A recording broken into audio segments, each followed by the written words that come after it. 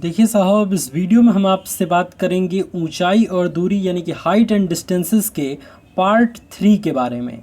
क्योंकि इसके पहले हमने पार्ट 1 और पार्ट 2 आपके लिए ऑलरेडी अपलोड कर दिया है। अगर आपने पार्ट 1 और पार्ट 2 को नहीं देखा है तो इस वीडियो को देखने के पश्चात इसी वीडियो के डिस्क्रिप्शन से आप दोनों पार्ट्स की लिंक आपको मिल जाएगी। आप दोनों पार्ट्स को बेहद आसानी से देख सकते हैं। इससे पहले हम इस वीडियो को शुरू करें, आप देख रहे हैं हमारा चैनल पांडे जी टेक्निकल। मैं हूं आपका दोस्त रोशन पांडे। आइए अपने इस वीडियो को शुरू करते हैं। पार्ट 3 में हम 16 नंबर क्वेश्चन से स्टार्ट करते हैं, क्योंकि पार्ट 1 और पार्ट 2 मिला के हमने 15 क्वेश्चन आपको ऑलरेडी सॉल्व करा दिया है। 16 नंबर क्वेश्चन ये कह रहा है कि एक नाव से जो एक पुल की ओर जा रही है, पुल का उन्नयन कोण 30 डिग्री देखा गया। नाव के उसी चाल से चलने पर 10 मिनट पश्चात नाव से पुल का उन्नयन कोण 60 डिग्री हो जाता है। ज्ञात कीजिए कि नाव को पुल तक पहुंचने में कितना समय लगेगा। देखिए, इस चीज़ को समझने के लिए सबसे पहले आपको डायग्राम बनाना होगा। तो मान लेते हैं ये एक पुल है, ठीक है, एक नाव जो पुल की ओर जा रही है। और मान लीजिए ये यहाँ पे एक नाव है, तो ये नाव जो है ये पुल की ओर इधर की तरफ जा रही है, ठीक है। तो मान लेते हैं ये पुल की तरफ जा रही है और ये हमारा क्या है, पुल है। अब कह रहा है कि पुल का उन्नयन कोण 30 डिग्री देखा गया। पहले बार में जो है वो पुल का उन्नयन कोण कितना देखा गया, 30 डिग्री देखा गया। अब क्या कह रहा है कि नाव के उसी चाल से चलने पर 10 मिनट पश्चात, यानी कि उसी चाल से जब नाव चल रही है तो 10 मिनट पश्चात कुछ दूरी तय करेगी। मान लीजिए 10 मिनट पे वो यहाँ पे आ जाती है, तो यहाँ से उसका उन्नयन कोण कितना हो जाता है, 60 डिग्री हो जाता है। तो इस तरीके से हम लिख देंगे कि यहाँ पे 60 डिग्री हो जाता है। तो अब कह रहा है कि यहाँ से यानी कि इस पॉइंट से और नाव को पुल तक जाने में कितना समय लगेगा, ठीक है। ये वाला पार्ट हमको निकालना है। तो आइए देखते हैं हम कैसे इसको सॉल्व करेंगे। सेम इसी तरीके से आपको डायग्राम बनाना है। जब आप जो है वो इस तरीके से चलेंगे तो इसको पुल की ऊंचाई आप h मान लेंगे, ठीक है। और यहाँ से नाव जो है वो पुल की तरफ चल रही है। तो प्रथम स्थिति में पुल से उन्नयन कोण कितना है, 30 डिग्री है। और 10 मिनट चलने के पश्चात ये नाव जो है वो पुल से 60 डिग्री का कोण बनाती है। तो यहाँ पे 60 डिग्री का कोण हमने लिख दिया। अब मान लेते हैं कि ये पॉइंट बी है और यहाँ से और इस पुल के तक पहुँचने में कितना समय लगेगा, इसका हमको निकालना है। अगर हम इसके बीच की दूरी यानी कि bn बराबर अगर हम x मान लेते हैं तो उसके बाद हम क्या करेंगे, दोनों के लिए tan वाला फॉर्मूला लगा देंगे, उसमें h की वैल्यू पुट कर देंगे, x की वैल्यू निकल आएगी और उसके बाद से हम समय की कैलकुलेशन कर सकते हैं। चलिए देखते हैं हम इसको कैसे करेंगे। चूँकि किताब में आपको कुछ अजीब तरीके से समझाया है जिससे आपको समझने में तकलीफ होगी, इसलिए मैं खुद से आपको यहाँ पे समझा के बता रहा हूँ। देखिए, सबसे पहले हम क्या करते हैं, सबसे पहले इस डायग्राम में इस 60 डिग्री के लिए tan का फॉर्मूला लगाते हैं। तो tan 60 डिग्री बराबर क्या हो जाएगा। अब आप पूछेंगे कि साहब tan वाला क्यों लगाते हैं, क्योंकि h और x हमको दिया गया है, क्वेश्चन में हमने मान रखा है। तो tan 60 डिग्री बराबर हो जाएगा h बटे में x। tan 60 डिग्री का मान √3 होता है, तो h बराबर हमारा क्या हो जाएगा, √3x, ठीक है। तो h बराबर हमने निकाल लिया एक पहले त्रिभुज से, h बराबर √3x। तो ये हमने मान लिया समीकरण नंबर 1। अब फिर हम इस 30 डिग्री वाले त्रिभुज से हम इसका निकालते हैं, यानी कि त्रिभुज L N और A में, बड़े वाले त्रिभुज में tan 30 डिग्री बराबर क्या हो जाएगा, tan 30 डिग्री बराबर हो जाएगा h और बटे में ये पूरी लंबाई अगर निकालना होगा तो हम क्या करेंगे, हम कहेंगे कि AB और प्लस x कहेंगे ना। तो बिल्कुल हम यहाँ पे लिख देते हैं AB और प्लस x। तो अब tan 30 डिग्री का मान 1 बटे में √3 होता है, तो 1 का गुणा ये AB प्लस x में करेंगे और √3 का गुणा h में करेंगे। तो हमारे यहाँ पे क्या हो जाएगा, यहाँ पे आप देख सकते हैं कि h का x प्लस ए बी का गुणा 1 में करेंगे तो x प्लस ए बी हो जाएगा, और 1 बटा √3 होता है तो √3 का गुणा h में करेंगे तो √3h हो जाएगा। इसको मान लेते हैं हम समीकरण नंबर 2। अब समीकरण नंबर 1 से जो h की वैल्यू हमने निकाली है √3x, उसी वैल्यू को हम इसमें पुट कर देंगे। तो समीकरण नंबर 2 में जैसे ही हम समीकरण नंबर 1 वाली वैल्यू को पुट करते हैं, हमारा आंसर निकल के इस तरीके से आ जाएगा, x प्लस ए बी बराबर √3 into √3x। x plus A B बराबर 3x हो जाएगा। तो ए बी बराबर क्या हो जाएगा, ये x इधर जाएगा तो 3x माइनस x, तो 2x हो जाएगा। तो ए बी बराबर 2x, यानी कि हम इस डायग्राम से समझ सकते हैं कि यहाँ से यहाँ तक चलने में कितनी दूरी तय हो रही है, 2x। ठीक है। तो अब यहाँ से ए पॉइंट से बी पॉइंट तक आने में कितनी दूरी तय हो रही है 2x, और कितने समय में 10 मिनट में क्वेश्चन में कह रहा है। तो हम लिखेंगे यहाँ पे कि 2x दूरी तय करने में 10 मिनट का समय लगता है, और हमने इसको x मान रखा है, तो x दूरी तय करने में कितना मिनट लगेगा, तो 10 और बटे में 2, भाई ये 2 गुणा में है तो इधर आएगा तो भाग में हो जाएगा, 2 बचे 10, तो 5 हमारा क्या आ गया, 5 हमारा आंसर निकल के आ गया। तो इस तरीके से 5 मिनट हमारा बिल्कुल करेक्ट आंसर हो जाएगा। आप यहाँ पे देख भी सकते हैं कि हमने ए बी बराबर निकाल लिया, और ए बी की चूँकि जो दूरी है वो 2x है, और 2x दूरी तय करने में क्वेश्चन में कह रहा है कि 10 मिनट का समय लगता है। तो x दूरी तय करने में कितना मिनट का समय लगेगा, तो x दूरी तय करने में आप देख सकते हैं यहाँ पे 10/2 यानी कि 5 मिनट का समय लगेगा। और यही x दूरी जो है वो उस पॉइंट से यानी कि b पॉइंट से और पुल के बीच की दूरी में लगने वाला समय है। ठीक है, ये इस पॉइंट से पुल के बीच की दूरी x है, और x दूरी चलने में कितना समय लगता है, 5 मिनट का समय लगता है। तो इस तरीके से आप इस क्वेश्चन को सॉल्व करेंगे। आशा है कि इस क्वेश्चन को बहुत आसानी से आप सीख पाए होंगे। अब आगे बढ़ते हैं और नेक्स्ट क्वेश्चन के बारे में बात करते हैं। नेक्स्ट क्वेश्चन आपकी स्क्रीन पे है कि एक मीनार के पाद से x तथा y की दूरी पर 2 बिंदुओं से मीनार के शिखर का उन्नयन कोण पूरक है, तो मीनार की ऊंचाई क्या होगी। बड़ा सिंपल है जी, इसको भी आप बहुत आसानी से जो डायग्राम है वो बना सकते हैं। मान लेते हैं ये एक मीनार है, इसके पाद से यानी कि इसके निचले वाले हिस्से से x दूरी पर और y दूरी पर, ठीक है, x दूरी पर और y दूरी पर 2 बिंदुओं से मीनार के शिखर का उन्नयन कोण पूरक है। मान लेते हैं कि ये एक पॉइंट है और ये एक पॉइंट है। इस मीनार के पाद से इसकी दूरी x है और इसकी दूरी y है। ठीक है, अब इस पॉइंट को आप कुछ भी मान सकते हैं, a b कुछ भी मान सकते हैं। ठीक है, अब इन दोनों पॉइंट से मीनार के उन्नयन कोण जो है वो क्या है, पूरक है। पूरक मतलब क्या होता है, 2 कोणों का योग अगर 90 डिग्री होता है तो उसे हम पूरक कोण कहते हैं। ठीक है, यानी कि एक को अगर आप थीटा लेंगे तो दूसरे को आपको क्या लेना होगा, 90 माइनस थीटा। ठीक है, क्यों, क्योंकि दोनों को जोड़ेंगे तो हमारा 90 आना चाहिए, तो 90 माइनस थीटा और प्लस थीटा तो क्या हो जाएगा, 90 हो जाएगा। तो इसीलिए हम एक को लेंगे अगर थीटा तो दूसरे को 90 माइनस थीटा लेना होगा। तो पूरक कोण के केस में आपको ये बात बस हमेशा ध्यान रखनी है। अब हमारा डायग्राम भी बन गया, अब हम क्वेश्चन को सॉल्व करते हैं। यहाँ पे देखिए डायग्राम, मैं डायग्राम की प्रैक्टिस इसलिए करा रहा हूँ क्योंकि अगर डायग्राम बनाने आपको आ गया, अगर चित्र बनाने आ गया क्वेश्चन को समझ के, तो आप क्वेश्चन हल कर जाएंगे किसी भी हाइट एंड डिस्टेंस के क्वेश्चन को। सबसे पहले हम क्या करते हैं, सबसे पहले हम इस वाले त्रिभुज का tan वाला समीकरण निकालते हैं, फिर इस वाले त्रिभुज का निकालेंगे। कोई भी आप पहले कर सकते हैं। तो जैसे हम क्या करते हैं, tan अल्फ़ा करते हैं। tan अल्फ़ा बराबर क्या हो जाएगा, h और बटे में ये पूरी दूरी। ठीक है, ये पूरी दूरी कितनी है, y है। भाई क्वेश्चन में दिया है y है तो y लिख देंगे। तो y tan अल्फ़ा बराबर क्या हो जाएगा, h हो जाएगा। इसको आप समीकरण नंबर 1 मान लीजिए। फिर अब tan 90 माइनस अल्फ़ा वाला करेंगे तो हम लिख देंगे tan 90 माइनस अल्फ़ा बराबर क्या हो जाएगा, h और बटे में यहाँ से यहाँ तक की दूरी कितनी है, यहाँ से यहाँ तक की दूरी क्वेश्चन में दे रखा है x है। ठीक है, तो h बराबर हम निकालेंगे तो h बराबर क्या आ जाएगा, यहाँ पे हम सीधे लिख देते हैं, h बराबर हो जाएगा x tan 90 माइनस अल्फ़ा। ठीक है, tan 90 माइनस थीटा होता है कॉट थीटा, तो x कॉट थीटा हो जाएगा, x कॉट अल्फ़ा हो जाएगा, अल्फ़ा होता है तो। ठीक है, और वहाँ पे वो ये वाले त्रिभुज के लिए हमने क्या निकाला था, ये वाला त्रिभुज के लिए निकाला था h बराबर y tan अल्फ़ा। ठीक है, तो इस चीज़ को आप ध्यान रखेंगे। देखिए यहाँ पे सॉल्व भी किया हुआ है, आपको मैं यहाँ पे दिखा देता हूँ। सबसे पहले इसने ये tan 90 माइनस अल्फ़ा वाला जो है वो कोण वाला लिया है, उसका टेंजेंट निकाला है। तो निकाला है तो हमारा समीकरण निकल के आ गया h बराबर x कॉट अल्फ़ा। फिर दूसरे वाले त्रिभुज में अल्फ़ा वाले कोण के लिए टेंजेंट निकाला है तो h बराबर y tan अल्फ़ा आ गया, जैसा कि मैंने आपको दोनों को बताया था। एक को समीकरण नंबर 1 मान लीजिए, दूसरे को समीकरण नंबर 2 मान लीजिए। चूंकि मीनार की ऊंचाई ज्ञात करना है तो आप जानते हैं कि इन दोनों को अगर गुणा कर दें तो ऊंचाई हमारी निकल के आ जाएगी। तो हम इन दोनों को गुणा कर देते हैं, तो गुणा करेंगे तो h² बराबर XY tan alpha into cot alpha. अब देखिए एक चीज़ आप जानते हैं, एक formula tan theta into cot theta बराबर होता है 1। ये 9th क्लास से आप पढ़ते आ रहे हैं, तो हम इसकी जगह पे 1 लिख सकते हैं। लिख सकते हैं ना, बिल्कुल लिख सकते हैं।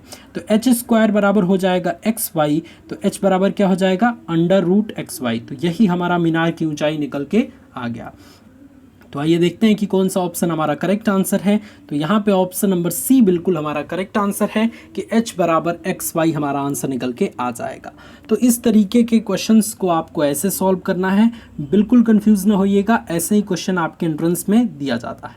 ठीक है, आशा करते हैं ये क्वेश्चन बहुत अच्छे से आपको समझ आया होगा। अगर आपको क्वेश्चन समझ में आ रहे हैं तो लाइक, शेयर और सब्सक्राइब करना ना भूलिए। सबसे इंपॉर्टेंट है सब्सक्राइब करके नोटिफिकेशन ऑन करना, क्योंकि तभी आपको वीडियोस का नोटिफिकेशन प्रॉपर तरीके से मिल पाएगा और तभी आप हमारे चैनल से बेहतरीन स्टडी कर सकते हैं। ठीक है, आगे बढ़ते हैं और नेक्स्ट क्वेश्चन के बारे में बात करते हैं। नेक्स्ट क्वेश्चन आपके स्क्रीन पे है कि एक खंभे का उन्नयन कोण जमीन के बिंदु से 45 डिग्री दिखाई देता है। खंभे की ओर 10 मीटर चलने पर उन्नयन कोण बढ़कर 60 डिग्री हो जाता है, खंभे की ऊंचाई होगी। ये भी क्वेश्चन काफ़ी सिंपल सा है और आप इसका डायग्राम भी बहुत अच्छे तरीके से बना सकते हैं। क्या है कि एक खंभे का उन्नयन कोण जमीन के बिंदु से 45 डिग्री दिखाई देता है। यहाँ पे हम एक खंभा बना लेते हैं, ठीक है, और यहाँ पे ज़मीन का कोई बिंदु है, यहाँ से इस खंभे का उन्नयन कोण कितना दिखाई देता है 45 डिग्री का दिखाई देता है। तो हम लिख देंगे यहाँ पे 45 डिग्री। ठीक है, अब कह रहा है खंभे की ओर 10 मीटर चलने पर उन्नयन कोण बढ़कर 60 डिग्री हो जाता है। यानी कि इस तरफ हम चलेंगे 10 मीटर, तो यहाँ पे चलेंगे, तो यहाँ पे मान लेते हैं 10 मिनट पश्चात इस बिंदु पर हम पहुँच गए। ठीक है, 10 मीटर के बाद यहाँ पे 10 मीटर है, तो यहाँ पे हम पहुँच गए और यहाँ से उन्नयन कोण क्या हो जाता है 60 डिग्री हो जाता है। तो हम यहाँ पे 60 डिग्री लिख देते हैं। ओके, तो अब हम क्या कर सकते हैं, अब क्या रहा है कि खंभे की ऊंचाई क्या होगी, इसकी ऊंचाई पूछ रहा है। तो आपको ये ध्यान रखना है कि कुछ इस तरीके से आपका डायग्राम बनेगा, जैसे कि मैंने आपको बता दिया। तो ये वाला दूरी यहाँ से खंभे की ओर 10 मीटर चल रहा है, यानी कि ये वाली दूरी कितनी हो जाएगी 10 मीटर हो जाएगी। ठीक है, इस चीज़ को बस आप ध्यान रखेंगे, बस आप इस चीज़ को ध्यान रखेंगे तो आप इसको सॉल्व कर पाएंगे। अब सॉल्व कैसे करना, देखिए एक सिंपल सा फॉर्मूला होता है, कोई tan वाला झंझट में पढ़ने की ज़रूरत नहीं है। हालांकि tan वाले फॉर्मूले से भी आप निकाल सकते हैं।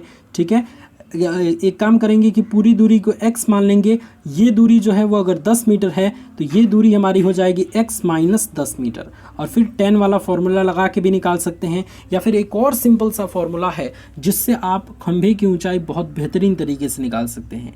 h बराबर होता है d tan alpha into tan beta और बटे में tan alpha minus tan beta.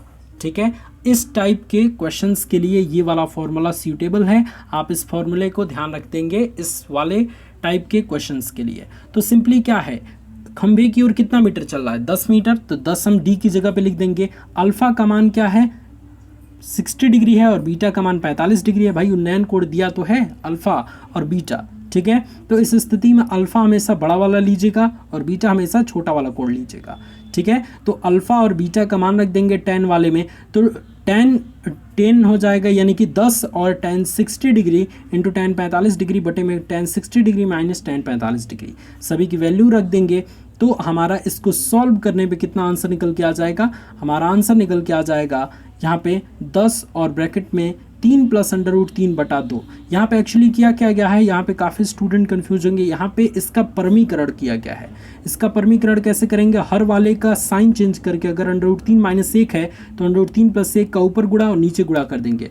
फिर इसको सॉल्व करेंगे तो कुछ इस तरीके से आएगा। √3 का मान 1.732 रखेंगे, डिवाइड करेंगे तो 23.66 मीटर हमारा आंसर निकल के आ जाएगा।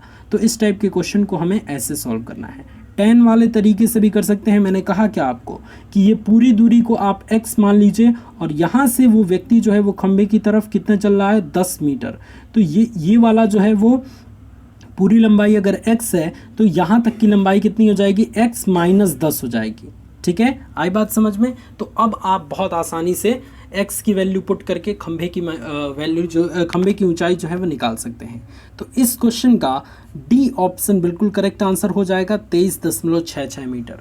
एक बार फिर से इस क्वेश्चन को देख लीजिए और अच्छे से समझ के और इसको सॉल्व ज़रूर कीजिएगा। ठीक है, अगर यहाँ पे खंभे की ओर अगर 20 मीटर चला जाए तब खंभे की ऊंचाई कितनी होगी, ये आप प्रैक्टिस कीजिए खुद से और हमें कमेंट में बताइए कितना आंसर आ रहा है। ठीक है ना, चलिए अब नेक्स्ट क्वेश्चन की तरफ बढ़ते हैं। नेक्स्ट क्वेश्चन आपके स्क्रीन पे है कि भूतल से एक भवन के शीर्ष तथा उस पर लगे झंडे के शीर्ष के उन्नयन कोण क्रमशः x डिग्री और 45 डिग्री हैं। भवन की ऊंचाई अगर h मीटर है तो झंडे की ऊंचाई हमें ज्ञात करनी है। ठीक है, इसका भी डायग्राम कैसे बनाएंगे, बड़ा सिंपल सा है। ये देखिए, ये कह रहा है कि भूमि तल से एक भवन के शीर्ष तथा उस पर लगे झंडे के शीर्ष का उन्नयन कोण। मान लीजिए ये भूमि का तल है, यहाँ पे ये भवन है, ठीक है, और यहाँ से उसका एक झंडा लगा है इस तरीके से। ठीक है, अब इस भूमि के तल से इसके भवन के शीर्ष और झंडे के शीर्ष का उन्नयन कोण कितना दिया गया है, x डिग्री और 45 डिग्री। तो ये वाला कोण क्या हो जाएगा, ये वाला कोण हो जाएगा x डिग्री और ये पूरा कोण क्या हो जाएगा, ये पूरा कोण हो जाएगा 45 डिग्री। अब क्या कह रहा है, अब कह रहा है कि अगर भवन की ऊंचाई अगर h मीटर है तो झंडे की ऊंचाई ज्ञात कीजिए। तो अगर झंडे की ऊंचाई को हम h1 मान लें तो h1 की वैल्यू हमको निकालनी है।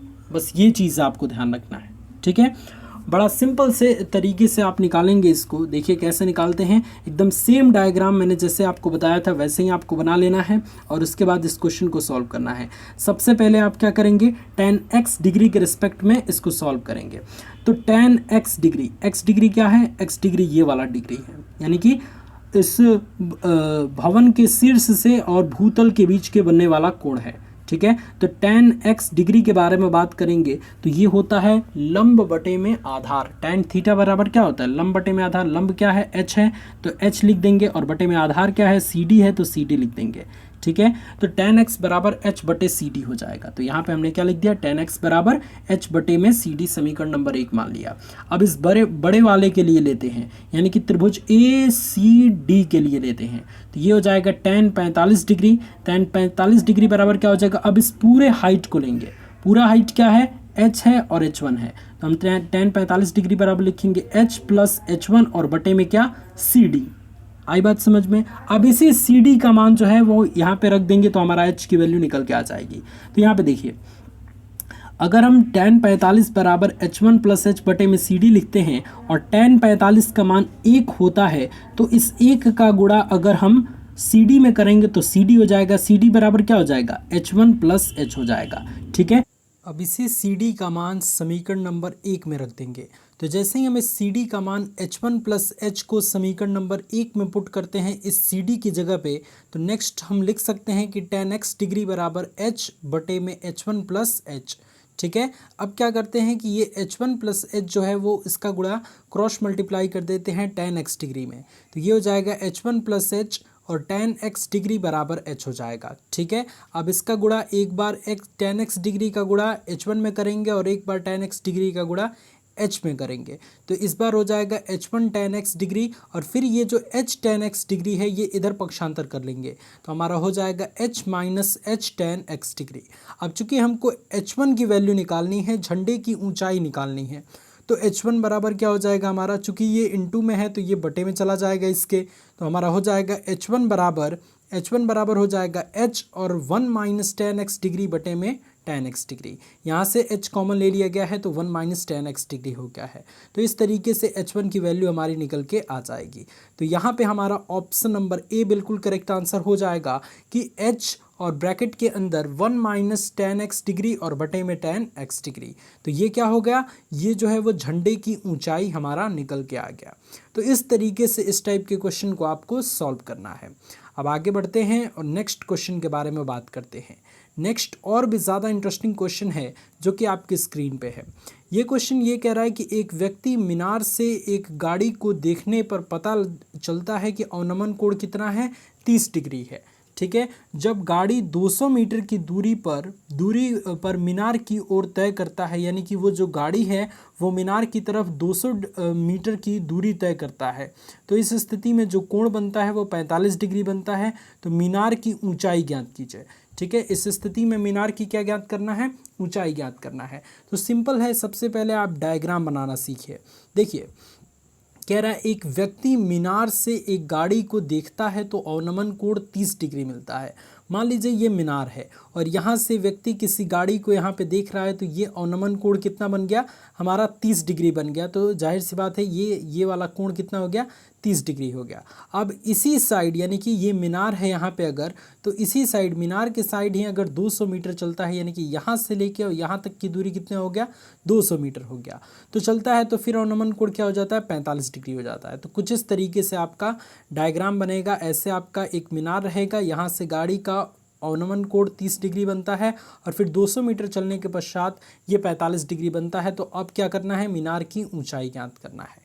ठीक है, तो इस तरीके का आपका डायग्राम बनेगा। आइए डायग्राम हम अपना देख लेते हैं। तो डायग्राम आप अपनी स्क्रीन पे यहाँ पे देख पा रहे होंगे, बिल्कुल सेम वही डायग्राम है। यहाँ पे जो है वो ये एक मीनार है, यहाँ से उस गाड़ी का अवनमन कोण कितना बन रहा है, 30 डिग्री बन रहा है। फिर ये जो है वो मीनार की तरफ ही, यानी कि ये अगर इधर की तरफ मीनार है तो इधर की तरफ हम 200 मीटर चलते हैं, तो यहाँ से लेके यानी कि सी से लेके डी तक की दूरी कितनी हो जाएगी, 200 हो जाएगी। ठीक है, और बी से लेके सी तक का नहीं पता है तो हम एक्स मान लेते हैं। ओके, अब क्या करते हैं कि अब दोनों ये त्रिभुज बनता है, एक त्रिभुज बन रहा है त्रिभुज ए बी सी और दूसरा त्रिभुज बन रहा है त्रिभुज ए बी डी।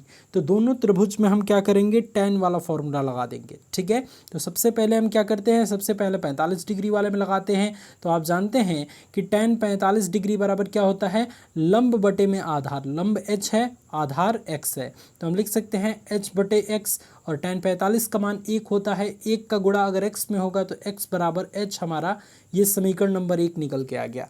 ठीक है, तो जैसे ही आप इसके सॉल्यूशन को देखेंगे आप पहला समीकरण यही पाएंगे कि त्रिभुज ए बी सी में tan 45 डिग्री बराबर h बटे में x।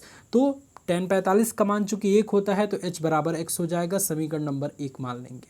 ठीक है, अब हम क्या करते हैं, बड़े वाले त्रिभुज के लिए लेते हैं, यानी कि ये वाले त्रिभुज के लिए लेते हैं। इसमें कोण क्या है, इसमें कोण 30 डिग्री है, तो हम लिख देंगे tan 30 डिग्री बराबर h और बटे में, अब ये पूरी दूरी हमको लेना है यहाँ से लेके यहाँ तक, यानी कि B से लेके D तक की दूरी लेना है। ठीक है, तो आप जानते हैं कि यहाँ पे ये दूरी क्या दिया है, ये तो x दिया है यहाँ से लेके यहाँ तक का, और यहाँ से यहाँ तक का दिया है 200।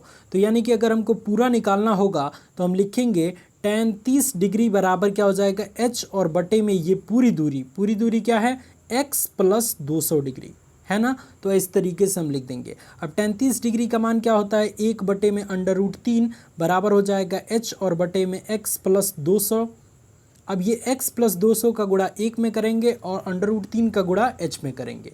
तो नेक्स्ट हम देखते हैं कि किस तरीके से हम समीकरण लाएंगे। तो मैंने जैसे कहा आपको वैसे ही आपको करना है। ठीक है, तो देखिए यहाँ पे क्या करना है कि √3 की वैल्यू रख देंगे, tan 30 डिग्री की वैल्यू रख देंगे 1 बटा √3 और क्रॉस मल्टीप्लाई कर दीजिए। तो क्रॉस मल्टीप्लाई करेंगे तो एक और समीकरण आपका प्राप्त हो जाएगा। ठीक है, एक और समीकरण आपका h के रूप में प्राप्त हो जाएगा, और पहला जो समीकरण h बराबर x है वो हमें प्राप्त ही हुआ था। ठीक है, पहले वाले में, और इसको हम मान लेते हैं दूसरा समीकरण, या फिर इसको ही मान लेते हैं हम दूसरा समीकरण।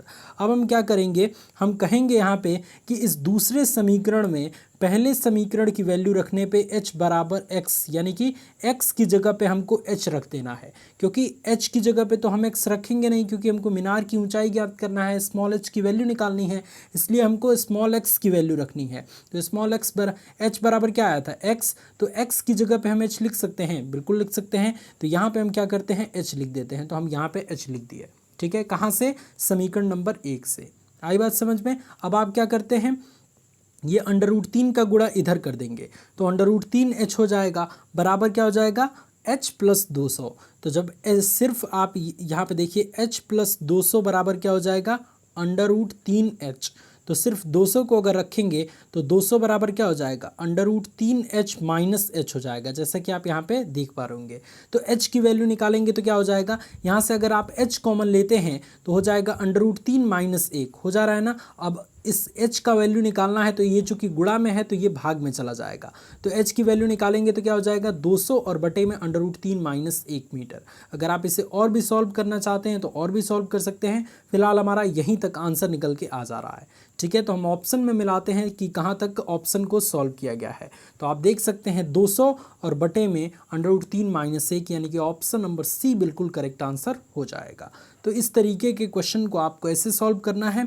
यहाँ पे देख लीजिए, अगर यहाँ पे 100 मीटर रहता है, 100 मीटर, और यहाँ पे जो है वो 30 की जगह पे अगर 60 डिग्री रहता है तो क्या आंसर आएगा, आप एक बार ट्राई कीजिए और उसी कंसेप्ट पे सॉल्व करके आप हमें ज़रूर बताइएगा। ठीक है ना। चलिए अब नेक्स्ट क्वेश्चन के बारे में बात करते हैं। नेक्स्ट क्वेश्चन आपकी स्क्रीन पे है जो कि आपके सामने है। ये कह रहा है कि एक सीढ़ी दीवार के सहारे इस प्रकार खड़ी की गई है कि सीढ़ी का पाद समतल से 60 डिग्री का कोण बनाते हुए दीवार से 20 मीटर की दूरी पर है। दीवार पर कितनी दूरी पर सीढ़ी का ऊपरी सिरा होगा? दीवार पर कितनी दूरी पर सीढ़ी का ऊपरी सिरा होगा, ये आपको ज्ञात करना है। ठीक है, तो इसके लिए क्वेश्चन को अच्छे से पढ़ना होगा और इसके डायग्राम को बनाना होगा। देखिए कह रहा है कि एक सीढ़ी दीवार के सहारे इस प्रकार खड़ी की गई है कि सीढ़ी का पाद यानी कि सीढ़ी का निचला हिस्सा समतल से 60 डिग्री का कोण बनाते हुए दीवार से 20 मीटर की दूरी पर है। बड़ी सिंपल सा है। अगर मान लीजिए ये दीवार है तो सीढ़ी कुछ इस तरीके से इस पे सहारी गई है। ठीक है, अगर इसका समतल के साथ जो कोण बन रहा है वो अगर 60 डिग्री है तो आपको क्या करना है कि दीवार पर कितनी दूरी पर सीढ़ी का ऊपरा सिरा होगा, यानी कि दीवार पर कितनी दूरी पर सीढ़ी का ऊपरा सिरा होगा, ये आपको ज्ञात करना है। तो सेम इसी तरीके से आप फिगर भी यहाँ पे देख पा रहे, सेम इसी तरीके से आपको फिगर दिया गया है। ठीक है, अब मान लेते हैं कि यहाँ से यानी कि इस दीवार के निचले सिरे से h दूरी पर जो है वो ये हमारा सीढ़ी का ऊपरा सिरा जो है वो टच हो रहा है, तो यही h की वैल्यू आपको निकालनी है। ठीक है, और यहाँ पे ये 20 मीटर दे दिया गया है। बड़ी सिंपल तरीके से आप निकाल सकते हैं tan वाला फॉर्मूला प्रयोग करके। tan 60 बराबर हो जाएगा h बटे में 20। आप इस डायग्राम में देख सकते हैं tan 60 करेंगे तो लंब बटे में आधार, लंब का मान h है, आधार का मान 20 है और tan 60 का मान √3 होता है। तो अगर इसको क्रॉस मल्टीप्लाई करेंगे तो h बराबर 20 √3 हमारा आंसर निकल के आ जाएगा। तो देखा आपने कितना सिंपल तरीके से, बस क्वेश्चन को समझने की देर है। क्वेश्चन क्या कह रहा था एक बार फिर से समझिए। देखिए कह रहा है कि दीवार पर कितनी दूरी पर सीढ़ी का ऊपरा सिरा होगा। दीवार पर कितनी दूरी पर सीढ़ी का ऊपरा सिरा होगा, यानी कि आपको h की वैल्यू निकाली गई है। अगर मान लेते हैं कि ये वाली चीज़ जो है वो अगर दीवार है तो इसके कितने ऊपर वो जो है वो सीढ़ी का ऊपरा सिरा लग रहा है। तो अगर मान लीजिए ये सीढ़ी है, ये वाली चीज़ जो है वो सीढ़ी है, तो इस स्थिति में यहाँ पे इसका ऊपरा सिरा लग रहा है, यानी कि नीचे से लेकर ऊपर तक के h की वैल्यू आपको निकालनी है, ये वाली वैल्यू आपको निकालनी है। ठीक है, तो इस तरीके से आप देख सकते हैं। तो काफ़ी सिंपल सा क्वेश्चन था। आगे बढ़ते हैं और नेक्स्ट क्वेश्चन के बारे में बात करते हैं। नेक्स्ट क्वेश्चन आपकी स्क्रीन पे है कि किसी पहाड़ी के शीर्ष से कुछ दूरी पर स्थित मीनार के शीर्ष एवं पाद के अवनमन कोण क्रमशः 45 डिग्री और 60 डिग्री बनते हैं। यदि पहाड़ की ऊंचाई 100√3 हो तो मीनार की ऊंचाई ज्ञात करो। बड़ी सिंपल सा क्वेश्चन ये भी है, बस आपको डायग्राम बनाने की ज़रूरत है। अगर आप डायग्राम बना लेते हैं तो इस क्वेश्चन को बहुत आसानी से सॉल्व कर पाएंगे। कह रहा है कि एक पहाड़ के शीर्ष से कुछ दूरी पर स्थित मीनार के शीर्ष एवं पाद के अवनमन कोण 45 और 60 डिग्री बनते हैं। ठीक है, तो आपको क्या करना है, मान लीजिए पहाड़ सबसे बड़ा तो होता ही है, तो पहाड़ को एक बड़े लाइन से हम देख लेंगे। ठीक है, और मीनार को एक छोटे लाइन से। अब कह रहा है कि पहाड़ के शीर्ष से कुछ दूरी पर स्थित मीनार के शीर्ष एवं पाद के अवनमन कोण। यहाँ पे मान लीजिए ये पहाड़ है तो इससे कुछ दूरी पे ये मीनार है, तो पहाड़ के शीर्ष से मीनार के शीर्ष एवं पाद के अवनमन कोण, यानी कि ये मीनार का शीर्ष है और ये मीनार का पाद है, यानी कि मीनार का निचला हिस्सा है। तो इसके अवनमन कोण कितना बनता है, 45 और 60 डिग्री बनता है, यानी कि यहाँ वाला जो है वो 45 डिग्री हो जाएगा और यहाँ वाला कितना हो जाएगा, 60 डिग्री हो जाएगा। ठीक है, तो इस तरीके से आपका डायग्राम बनेगा। तो अब क्या कह रहा है कि अगर यदि पहाड़ की ऊंचाई 100√3 मीटर हो तो मीनार की ऊंचाई ज्ञात कीजिए। तो जैसा कि आप यहाँ पे डायग्राम में देख पा रहे होंगे, सेम उसी तरीके से डायग्राम बना है, लेकिन यहाँ पे जो है ये पूरा टोटल लेंथ जो है वो पहाड़ का कितना दे दिया गया है, 100√3 मीटर दे दिया गया है। और आपको क्या पूछा गया है, इस मीनार की ऊंचाई पूछा गया है, स्मॉल h की वैल्यू निकालने के लिए पूछा गया है। तो आप बहुत ही सिंपल तरीके से tan वाला फॉर्मूला ही प्रयोग करके दो इक्वेशन लगा के और x की वैल्यू रख के आप बहुत आसानी से निकाल सकते हैं इसको। अब देखिए एक चीज़ यहाँ पे समझिए कि अगर मान लेते हैं कि ये मीनार की ऊंचाई क्या है, स्मॉल h है। ठीक है, और पूरी ऊंचाई पहाड़ की कितनी दी गई है, 100√3 मीटर। तो अगर हम इस ऊपरे वाले हिस्से की ऊंचाई ज्ञात करें तो हम क्या लिख सकते हैं, इस पूरी लंबाई में से अगर इतनी लंबाई को हम घटा देंगे तो इतनी लंबाई हमारी मिल जाएगी। ये कंसेप्ट क्लियर हो रहा है? देखिए एक बार फिर से समझिए, ये पूरी लंबाई है, ठीक है, और इतनी लंबाई, यहाँ तक की लंबाई हमें स्मॉल h प्राप्त है।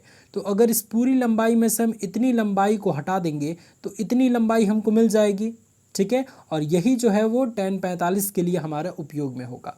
तो पूरी लंबाई कितना है 100√3, और 100√3 में से अगर h की वैल्यू घटा देते हैं तो यहाँ से लेके और यहाँ तक की वैल्यू हमारी निकल के आ जाएगी, जो कि 100√3 माइनस h द्वारा प्रदर्शित की गई है, ठीक है। तो इस चीज़ को ध्यान रखेंगे। अब इन दोनों को यानी कि पहाड़ और मीनार, इसके बीच की दूरी नहीं दी गई है तो हम x मान लेते हैं, ठीक है, तो ये भी हमारा x हो गया। अब हम क्या करते हैं कि tan वाला फॉर्मूला यूज़ करते हैं। तो सबसे पहले 45 डिग्री या फिर 60 डिग्री, जो भी मन करे आप कर सकते हैं। तो यहाँ पे क्या किया गया है 45 डिग्री, तो tan 45 डिग्री बराबर होता है क्या, P/B यानी कि लंब बटे में आधार। लंब का मान दिया है 100√3 माइनस h और बटे में आधार का मान x है, ठीक है। तो यहाँ पे आप देख सकते हैं लंब क्या है, 45 डिग्री के लिए लंब का मान क्या है 100√3 माइनस h और आधार क्या है x। तो इसको हम बटे में लिख देंगे tan 45 बराबर, इसका मान होता है 1। तो अगर x का पक्षांतर करेंगे, इधर क्रॉस मल्टीप्लाई करेंगे तो x बराबर हो जाएगा 100√3 माइनस h। इसको हम क्या मान लेंगे, समीकरण नंबर 1 मान लेंगे, ठीक है। अब हम करते हैं दूसरे त्रिभुज के लिए, यानी कि ये वाले त्रिभुज के लिए जिसमें 60 डिग्री जो है वो आपका अवनमन कोण दिया गया है। तो 60 डिग्री दिया गया है तो आप क्या करेंगे, tan 60 डिग्री लगाएंगे। tan 60 डिग्री बराबर 100√3, भाई पूरी जो ऊंचाई है वो कितने दी गई है 100√3 दी गई है। तो इस तरीके से हम क्या करेंगे 100√3 और बटे में उनके बीच की दूरी क्या है x है। यहाँ पे आप देख सकते हैं कि यहाँ पे 100√3 तो ये पूरी ऊंचाई है, ठीक है, यहाँ से ये पूरे पहाड़ की ऊंचाई है, और बटे में x है। तो हम P/B के फॉर्मूले का प्रयोग करके 100 बटे में √3 कर देते हैं tan 60 डिग्री बराबर। अब जब tan 60 डिग्री का मान √3 रखेंगे और √3 का गुणा x में होगा तो √3x बराबर 100√3 हो जाएगा, ठीक है। तो अगर x की वैल्यू निकालें तो √3 कट जाएगा, तो x की वैल्यू कितनी आ जाएगी 100 निकल के आ जाएगी। अब इसी x की वैल्यू को समीकरण नंबर 1 में पुट कर देंगे तो h की वैल्यू निकल के आ जाएगी, ठीक है। तो अगर हम यहाँ पे x की वैल्यू अगर हम पुट कर दें तो हमारा h की वैल्यू निकल के आ जाएगा। तो आइए पुट करते हैं। तो हम लिखेंगे कि समीकरण नंबर 1 में x की वैल्यू पुट करने पर, x की वैल्यू क्या थी 100 थी, तो हम 100 पुट कर देंगे, और पहले से हमारा क्या है 100√3 है, ठीक है, जैसा कि आप इसमें देख पा रहे होंगे। पहला समीकरण क्या है x बराबर 100√3 माइनस h। तो अगर x की वैल्यू 100 पुट करते हैं तो बराबर हो जाएगा 100√3 और माइनस h को अगर इधर पंक्षांतर करें और 100 को इधर लाएं तो हमारा हो जाएगा h बराबर 100√3 और माइनस 100, ठीक है। अगर 100 को कॉमन ले लेंगे तो हमारा हो जाएगा √3 माइनस 1 हो जाएगा ना। तो इस तरीके से आप यहाँ पे देख सकते हैं हमारा आंसर निकल के आ गया 100 और √3 माइनस 1। अब √3 की वैल्यू रख देंगे 1.732, घटाएंगे और घटा के 100 में गुणा करेंगे तो 73.2 मीटर हमारा आंसर निकल के आ जाएगा, ठीक है। तो 73.2 मीटर क्या है, ये मीनार की ऊंचाई है, ये आप ध्यान रखेंगे, ठीक है। तो इस क्वेश्चन का डी ऑप्शन बिल्कुल करेक्ट आंसर हो जाएगा 73.2 मीटर, ठीक है ना। तो इस तरीके से इस टाइप के क्वेश्चन को आपको सॉल्व करना है। आई बात समझ में? अब चलिए हम नेक्स्ट क्वेश्चन के बारे में बात करते हैं। नेक्स्ट क्वेश्चन आपके स्क्रीन पे है। नेक्स्ट क्वेश्चन ये कह रहा है कि 7 मीटर ऊंचे भवन के ऊपरी तथा निचले सिरे से एक टावर के ऊपरी सिरे से बने अवनमन कोण क्रमशः 45 डिग्री और 60 डिग्री हैं। मीनार की ऊंचाई ज्ञात कीजिए। देखिए बड़ी सिंपल सा है। देखिए क्या कह रहा है कि 7 मीटर ऊंचे भवन के ऊपरी तथा निचले सिरे से एक टावर के ऊपरी और निचले सिरे के बने अवनमन कोण 45 डिग्री और 60 डिग्री है। तो इस स्थिति में क्या करना है, मीनार की ऊंचाई ज्ञात करना है। यहाँ पे देखिए मीनार की ऊंचाई पूछ रहा है, लेकिन आपको ध्यान देना है कि यहाँ पे मीनार की बात हुई नहीं है, तो हमारा क्या है टावर की ऊंचाई ज्ञात करना है। ये चीज़ आप ध्यान रखेंगे। तो जैसे कि मैंने प्रीवियस क्वेश्चन में बताया था वैसे ही आपको इस क्वेश्चन में भी इसको सॉल्व करना है। ये टावर मान लीजिए ये है, और ये क्या है भवन है। भवन की ऊंचाई 7 मीटर दी गई है। तो इसके शीर्ष से भवन के शीर्ष और भवन के निचले सिरे का अवनमन कोण जो दिया है वो 45 और 60 डिग्री दिया है, ठीक है। तो इस स्थिति में अगर भवन की ऊंचाई 7 मीटर है तो टावर की ऊंचाई कितनी होगी, ठीक है। तो इस तरीके से हम इस क्वेश्चन को सॉल्व करेंगे। देखिए, अगर टावर की ऊंचाई पूछा जाए तो ये पूरी ऊंचाई अगर टावर की होगी तो h हम प्रदर्शित करेंगे, लेकिन जो क्वेश्चन ये सॉल्व किया है वो इस तरीके से सॉल्व किया है कि भवन से टावर की ऊंचाई कितनी होगी। ठीक है, अगर पूरी टावर की ऊंचाई कहता तो ये पूरा ऊंचाई हम h मानते और फिर इतनी दूरी को हम क्या करते, h में से 7 को घटाते। लेकिन क्वेश्चन जैसे पूछा है कि टावर की ऊंचाई कितनी होगी और सॉल्व जैसे किया है ये बिल्कुल उल्टा सॉल्व किया है। ठीक है, तो आपको बस इस तरीके से ध्यान रखना है कि इस भवन की ऊंचाई से टावर की ऊंचाई कितनी होगी, यानी कि भवन से कितना और ऊंचा टावर होगा, इस स्थिति में आपको ध्यान रखना है। अगर ये इनके बीच की दूरी कुछ नहीं दिया है तो हम x मान लेते हैं। अब क्या करेंगे, सबसे पहले 45 वाला लगाएंगे 10 का पार्ट और फिर 60 वाला लगाएंगे, उसके बाद से h की वैल्यू निकाल लेंगे। तो 45 का लगाएंगे तो क्या हो जाएगा, 10 45 बराबर हो जाएगा h और बटे में x। ठीक है, तो h बराबर हमारा x आ जाएगा, समीकरण नंबर 1 कर देंगे। ठीक है, उसी तरीके से 10 60 के लिए लगाएंगे तो 10 60 बराबर हो जाएगा h प्लस 7 बटे में x। ठीक है, तो हम क्या करेंगे, h प्लस 7 बटे में x हमने कर दिया 10 60 बराबर। 10 60 की वैल्यू रखेंगे √3, अगर गुणा करेंगे इधर तो आप देख सकते हैं कि क्या हो जाएगा, गुणा करेंगे तो हमारा हो जाएगा √3x बराबर 7 प्लस h। हो जाएगा ना, बिल्कुल हो जाएगा, √3x बराबर 7 प्लस h। ठीक है, अब x की वैल्यू हम समीकरण नंबर 1 से रख देंगे h। ठीक है, तो x की वैल्यू h रखेंगे तो ये हो जाएगा √3h और इस h को पक्षांतर कर देंगे बराबर के इधर तो -h बराबर हो जाएगा 7, तो बराबर हम 7 लिख देते हैं। ठीक है, अब h को कॉमन ले लेंगे तो हमारा हो जाएगा √3 - 1 बराबर h। तो h की वैल्यू कितनी निकल के आ जाएगी, 7 और बटे में √3 - 1 मीटर। ठीक है, तो ये हमारा ऊंचाई निकल के आ जाएगा, भवन के ऊपरी सिरे से टावर की ऊंचाई निकल के आ जाएगा। ठीक है, लेकिन अगर पूछा जाए कि पूरे टावर की ऊंचाई क्या होगा तो इस स्थिति में हम h की जो वैल्यू आई है उसमें अगर 7 जोड़ देंगे तो ये हमारा पूरा टावर की ऊंचाई निकल के आ जाएगा। तो इस चीज़ को बस आप ध्यान रखेंगे, कंसेप्ट को बस आप ध्यान रखेंगे। ओके, तो इस तरीके से हम इस क्वेश्चन को सॉल्व करेंगे तो हम बहुत आसानी से इस क्वेश्चन को सॉल्व कर पाएंगे। तो इस क्वेश्चन का ए ऑप्शन बिल्कुल करेक्ट आंसर हो जाएगा। अब आगे बढ़ते हैं और नेक्स्ट क्वेश्चन के बारे में बात करते हैं। नेक्स्ट क्वेश्चन आपकी स्क्रीन पे है कि भूतल के एक बिंदु से भूमि तल के एक बिंदु ए से एक मीनार के शीर्ष का उन्नयन कोण 30 डिग्री है। उस बिंदु से मीनार की दिशा में 20 मीटर की दूरी चलने पर एक अन्य बिंदु बी स्थित है। ठीक है, उन्नयन कोण क्या हो जाता है, बढ़ के 60 डिग्री हो जाता है। इस स्थिति में उस मीनार की ऊंचाई कितनी होगी।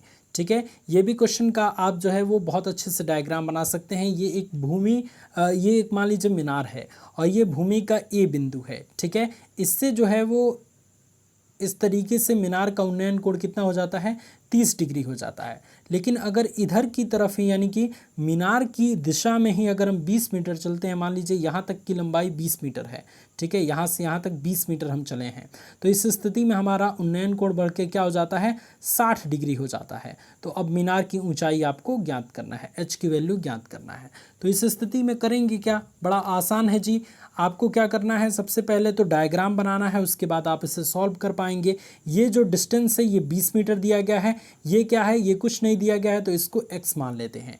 ठीक है, और मीनार की आपको ऊंचाई ज्ञात करनी है। देखिए, इसको आप दो तरीके से भी आप सॉल्व कर सकते हैं। एक तो मैंने आपको एक और फॉर्मूला बताया था कि h की वैल्यू अगर निकालनी होगी तो आपको क्या करना है, d फिर tan अल्फ़ा और इंटू tan बीटा और बटे में tan अल्फ़ा प्लस बीटा, ये वाला फॉर्मूला मैंने आपको बताया था। ठीक है, तो उस फॉर्मूले पे भी आप इसको सॉल्व कर सकते हैं या फिर tan वाला भी आप फॉर्मूला यूज़ कर सकते हैं।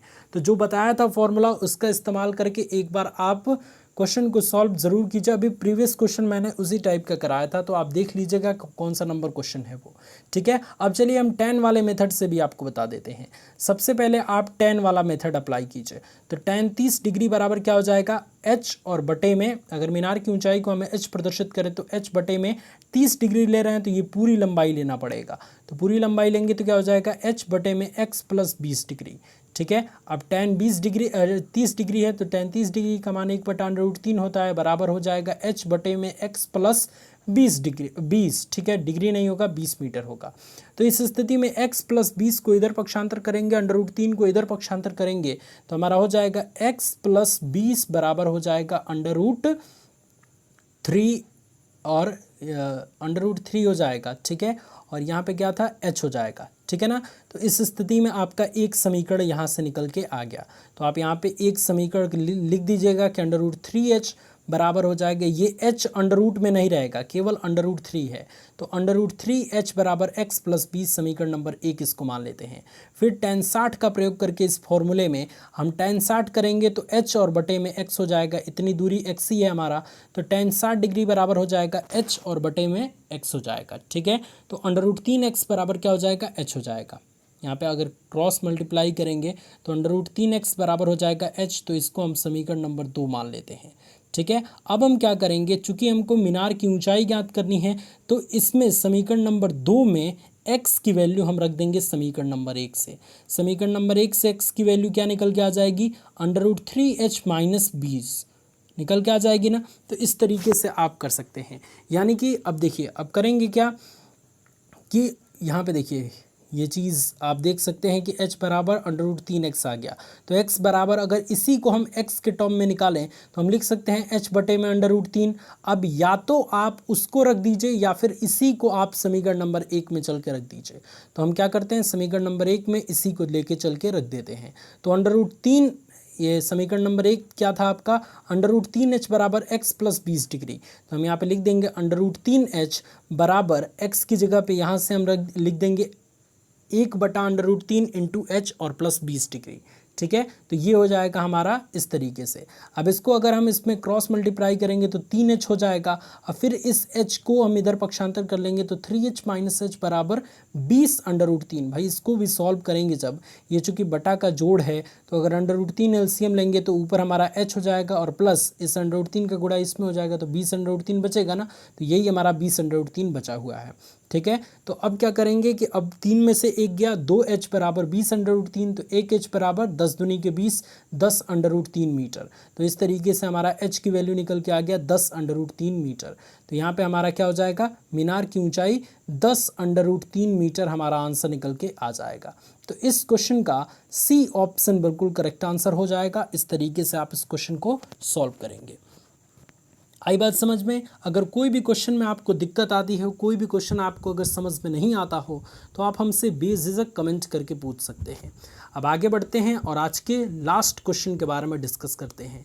लास्ट क्वेश्चन आपकी स्क्रीन पे है कि एक ध्वजदंड के विपरीत दिशाओं में दो व्यक्ति इस प्रकार खड़े हैं कि ध्वजदंड के ऊपरी सिरे से उनके उन्नयन कोण क्रमशः 30 डिग्री और 60 डिग्री हैं। यदि ध्वजदंड की ऊंचाई 20 मीटर हो तो उन व्यक्तियों के बीच की दूरी ज्ञात कीजिए, ठीक है। आपको बस क्वेश्चन समझना है कि क्या कह रहा है। कह रहा है कि एक ध्वजदंड की विपरीत दिशाओं में, यानी कि एक अगर ध्वजदंड है, यानी कि ध्वजा है एक, तो उसके विपरीत दिशा में दो व्यक्ति इस प्रकार खड़े हैं कि ध्वजदंड के ऊपरी सिरे से उनके उन्नयन कोण क्रमशः 30 डिग्री और 60 डिग्री हैं, ठीक है। तो इस क्वेश्चन को किस तरीके से सॉल्व करेंगे। मान लीजिए ये एक ध्वजदंड है, ठीक है, और इसके विपरीत दिशा में, यानी कि एक व्यक्ति इधर खड़ा है, एक व्यक्ति इधर खड़ा है, तो उनके उन्नयन कोण, अवनमन कोण कैसे बन रहे हैं, इस तरीके से बन रहे हैं, ठीक है। तो इस तरीके से ये दोनों मान दे दिया गया है। तो अब कह रहा है कि इन दोनों के बीच की दूरी क्या होगी, ये वाला पार्ट निकालना है आपको। यही तो कह रहा है कि इन दोनों व्यक्तियों के बीच की दूरी क्या होगी। सबसे मेजर इंपॉर्टेंट चीज़ है कि वो एक दूसरे के विपरीत दिशाओं में खड़े हैं, ठीक है। तो इस चीज़ को आप ध्यान रखेंगे। तो सेम इसी तरीके से आपको जो है वो डायग्राम बनाना है। ये एक ध्वजदंड है और इसकी विपरीत दिशा में दो व्यक्ति मान लीजिए इस तरीके से खड़े हैं, एक पॉइंट डी पे और एक पॉइंट सी पे। अगर इसके बीच की दूरी हम x मान लेते हैं और इसके बीच की दूरी, ये ध्वजदंड से दूसरे व्यक्ति के बीच की दूरी y मान लेते हैं, और इनका उन्नयन कोण जो कि दिया गया है 30 डिग्री और 60 डिग्री दिया गया है, तो इस स्थिति में कह रहा है कि इन दोनों के बीच की दूरी क्या होगी। यानी कि आप देख सकते हैं इस डायग्राम को देख के कि x और प्लस y कर दें तो इन दोनों के बीच की दूरी आ जाएगी। तो सबसे पहले हम tan का प्रयोग करके x का मान निकालते हैं, ठीक है। tan 30 का प्रयोग करके x का मान निकालते हैं और tan 60 का प्रयोग करके y का मान निकालते हैं। और इस ध्वजदंड की ऊंचाई 20 मीटर दी गई है तो और भी आसानी हमको हो जाएगी। तो आप सबसे पहले क्या कीजिए, tan 30 का मान निकालिए। तो tan 30 डिग्री बराबर क्या हो जाएगा, h बटे में x। ठीक है, यानी कि h का मान क्या है 20 और बटे में x। तो अब 1/√3 tan 30 डिग्री का मान होता है, तो x बराबर हमारा क्या आ जाएगा, डायरेक्टली आ जाएगा x बराबर 20/√3। तो x की वैल्यू तो हमने निकाल लिया। फिर अब क्या करते हैं, 60 डिग्री का प्रयोग करते हैं। तो tan 60 डिग्री बराबर हो जाएगा ये h और बटे में y। तो h का मान 20 है और इसका जो यहाँ पे आधार है उसका मान y है। तो इस स्थिति में हम क्या करेंगे, tan 60 डिग्री का मान √3 रखेंगे तो √3 y बराबर क्या हो जाएगा, 20 हो जाएगा। ठीक है, तो दोनों समीकरण हमने निकाल लिया। अब y के पद में भी आप इसको निकाल सकते हैं। तो y के पद में निकालेंगे तो क्या हो जाएगा, √3 y बराबर 20 था। ठीक है, √3 y बराबर 20 था तो y बराबर 20 √3 हो गया। ठीक है, और x की वैल्यू कितनी निकल के आई थी, x की वैल्यू आपकी निकल के आई थी 20/3। ठीक है, 20/3 आपकी x की वैल्यू निकल के आई थी। x की वैल्यू कितनी निकल, 20/3। तो इस स्थिति में अगर x + y करेंगे तो x + y बराबर क्या हो जाएगा, 20/3 और प्लस 20/√3। जब इसका बटा का जोड़ करेंगे तो √3 3 हो जाएगा और 20 तरीके 60 हो जाएगा और प्लस 20, 60 20 80 बटे में √3। तो 80 बटे में √3 इन दोनों के बीच की दूरी हो जाएगी। अगर आप इसको सॉल्व करना चाहें तो इंटू √3 बटा √3, यानी कि 80 और बटे में 3 और इंटू √3 आंसर आ जाएगा आपका। ठीक है, लेकिन आपको मैंने एक और चीज़ बताया था कि जब भी उनके बीच की दूरी अगर हम x और y डिग्री चलते हैं तो इस स्थिति में हमारा क्या होता है, ये भी अभिष्ट दूरी का फॉर्मूला लगता है कि अभिष्ट दूरी बराबर h और tan alpha plus tan beta और बटे में tan alpha into tan beta होता है। ठीक है भाई, ऊंचाई निकालने के लिए भी तो फॉर्मूला मैंने आपको बताया था ना कि ऊंचाई निकालने के लिए h बराबर हो जाता है d tan alpha into tan beta और बटे में tan alpha plus tan beta, ये होता था। तो इस स्थिति में अगर हमको d निकालना है तो इसका गुणा इधर कर देंगे और ये बटे में आ जाएगा। तो अभिष्ट दूरी वाला फॉर्मूला यूज़ करेंगे तो h tan alpha plus tan beta बटे में tan alpha into tan beta. ये ट्रिक है, ट्रिक का इस्तेमाल करके आप बहुत जल्दी भी सॉल्व कर पाएंगे और वैसे भी आप कर पाएंगे। तो h का मान कितना है, 20 मीटर है तो हम 20 मीटर यहाँ पे रख देंगे। अल्फ़ा का मान क्या है, जो बड़ा होता है उससे अल्फ़ा लेते हैं।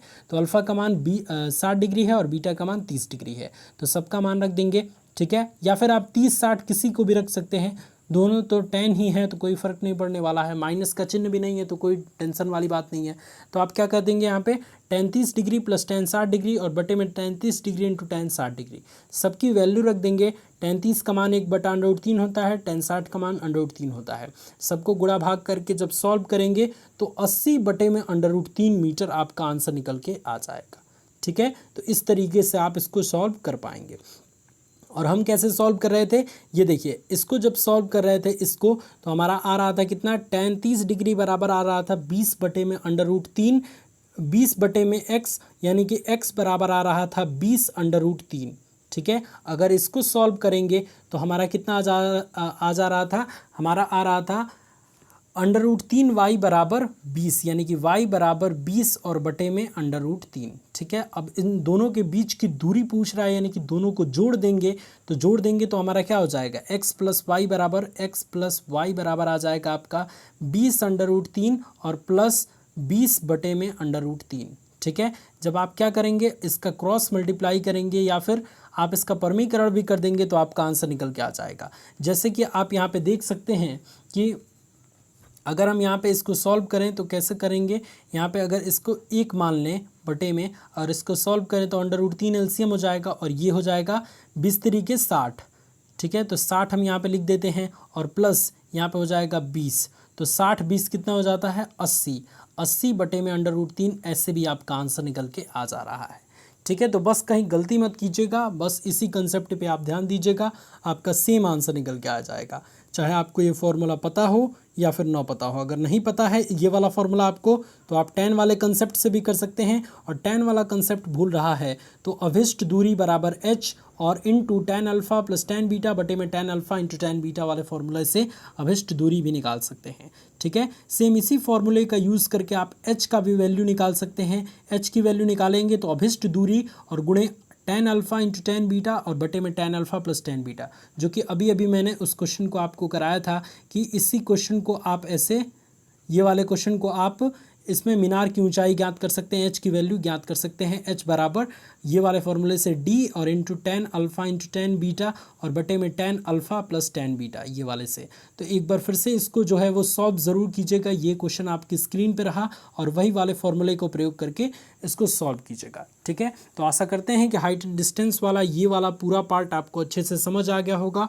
और अगर आपको ये वीडियो पसंद आया तो इसे लाइक ज़रूर कीजिए, अपने दोस्तों तक ज़रूर पहुंचाइए, और चैनल पे हमारे पहली बार आते हैं तो चैनल को सब्सक्राइब ज़रूर कर लीजिएगा, क्योंकि एंट्रेंस एग्ज़ाम तक आपके बहुत ज़्यादा और ज़बरदस्त तरीके से हेल्प किया जाएगा। आपका बहुत बहुत धन्यवाद इस वीडियो को देखने के लिए।